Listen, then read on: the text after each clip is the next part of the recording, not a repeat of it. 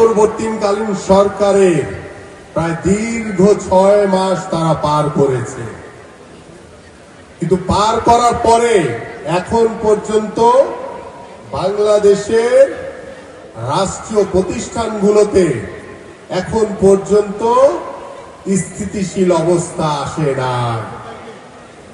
সেটা না আসার অন্যতম কারণ হচ্ছে ওই যে দোসররা, ষড়যন্ত্রকারীরা এখন পর্যন্ত বহাল তবিয়তে বসে আছে।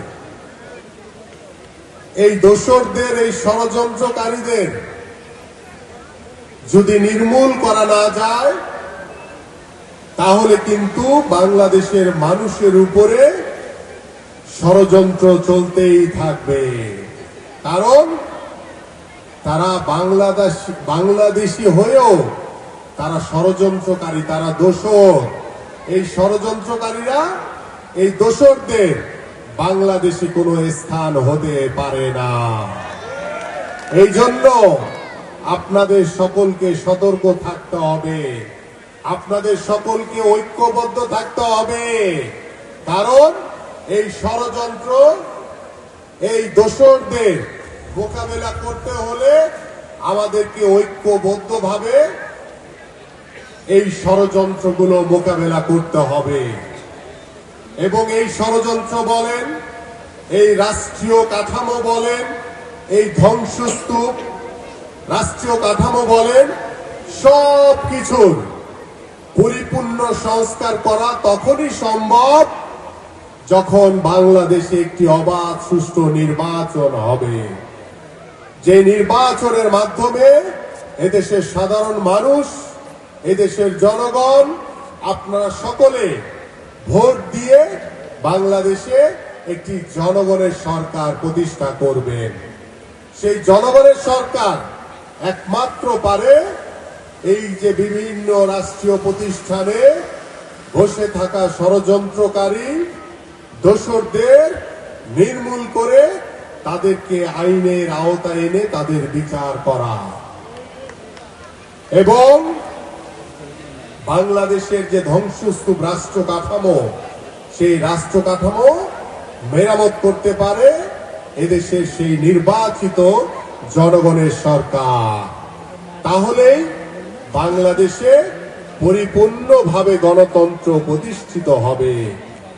আমরা গণতন্ত্র পরিপূর্ণভাবে প্রতিষ্ঠিত হওয়ার দ্বার প্রান্তে রয়েছি, কিন্তু পরিপূর্ণভাবে এখন পর্যন্ত গণতন্ত্র প্রতিষ্ঠিত হয়নি।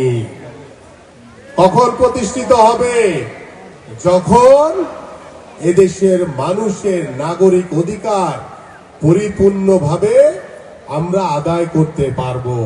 এদেশের জনগণ যখন ভোট দিয়ে তার পছন্দের প্রার্থীকে, পছন্দের দলকে নির্বাচিত করতে পারবে। আমাদের অনেকেই বিভিন্ন ভাবে বিভিন্ন জায়গায় অপচেষ্টা, ষড়যন্ত্র করে বেড়াচ্ছে।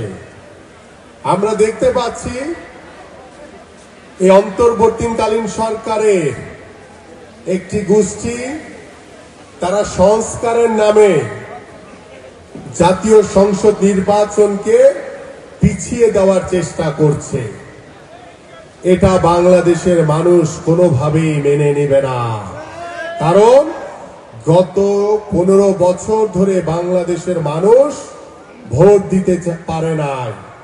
এদেশের মানুষ ভোট দিতে চায়, তার নাগরিক অধিকার প্রয়োগ করতে চায়, কিন্তু একটি গোষ্ঠী তারা সংস্কারের নামে নির্বাচনকে পেছানোর চেষ্টা করছে। আবার সামনে নিয়ে আসছে কি স্থানীয় নির্বাচন। স্থানীয় নির্বাচন দিয়ে আপনি কি করবেন? আগে আমাদের বাংলাদেশের রাষ্ট্র কাঠামোকে ভিত্তিপ্রস্তর নতুন ভাবে ঢেলে সাজাতে হবে। আগে যদি আপনার ঘরের খুঁটি যদি ঠিক না থাকে তাহলে আপনি কিভাবে ঘর বানাবেন? আগে ঘরের খুঁটি ঠিক করতে হবে, তারপরে গিয়ে সুন্দর করে ঘর বানাতে হবে। তাহলেই আমরা পরিপূর্ণ গণতন্ত্র পরিপূর্ণভাবে এই ষড়যন্ত্রকারী এই দোসরদের নির্মূল করতে পারবো। আজকে আমরা বিভিন্ন জায়গায় দেখছি যে সকলেই এখন বিএনপি হয়ে গেছে। বাংলাদেশে আর কোনো আওয়ামী লীগ নাই। আওয়ামী লীগ আছে কেউ? কেউ বলে যে আওয়ামী লীগ করছে এত বছর, সেও বলে ভাই আমরা তো আপনাদেরই লোক ছিলাম, বলে না? প্রশাসনে বলে, সিভিল প্রশাসনে বলে, সচিবালয়ে যারা বসে আছে তারাও বলে যে ভাই আমরা তো আপনাদেরই লোক ছিলাম। আমরা বলি নাই যে আপনাদের বিএনপির লোক হতে হবে, আপনারা এদেশের লোক হবেন, সাধারণ মানুষের লোক হবেন।